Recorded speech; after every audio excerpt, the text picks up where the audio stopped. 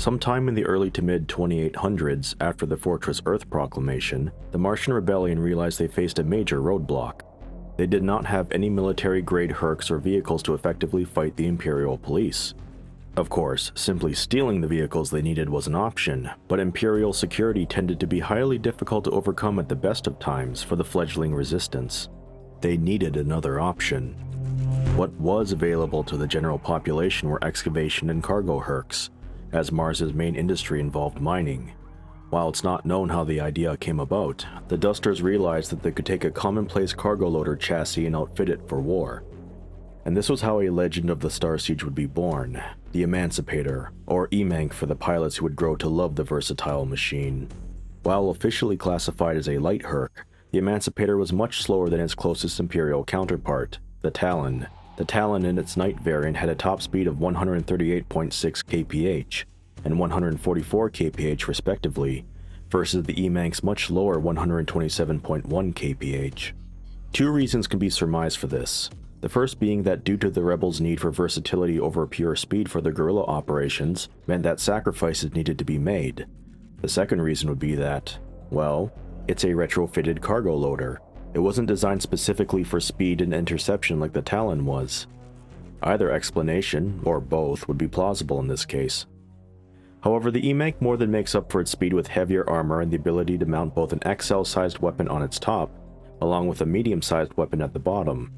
It also outclasses the Talon in terms of what components it can mount, such as a large reactor and medium-sized engines and shield generators. The Emancipator from its debut would go on to be the most visible rebel HERC on Mars, so much so that it could be argued that it became synonymous with the Martian Rebellion as a whole.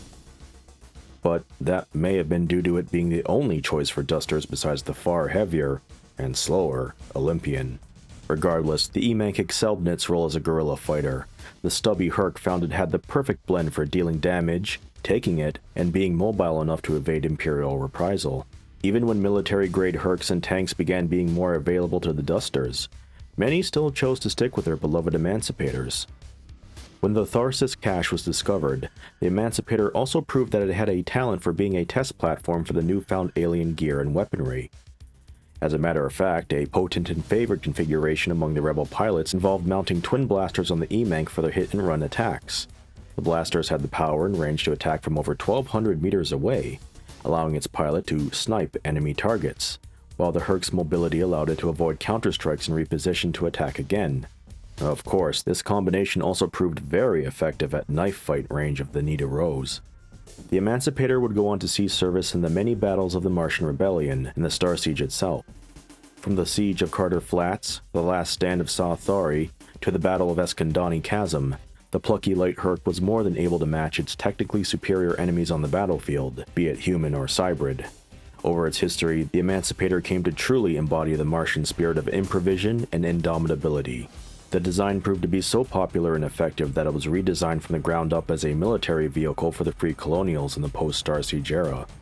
While the hard details and numbers are unknown, it appears to follow the same basic visual design of the original cargo loader, with the main difference being 3 weapon hardpoints instead of 2.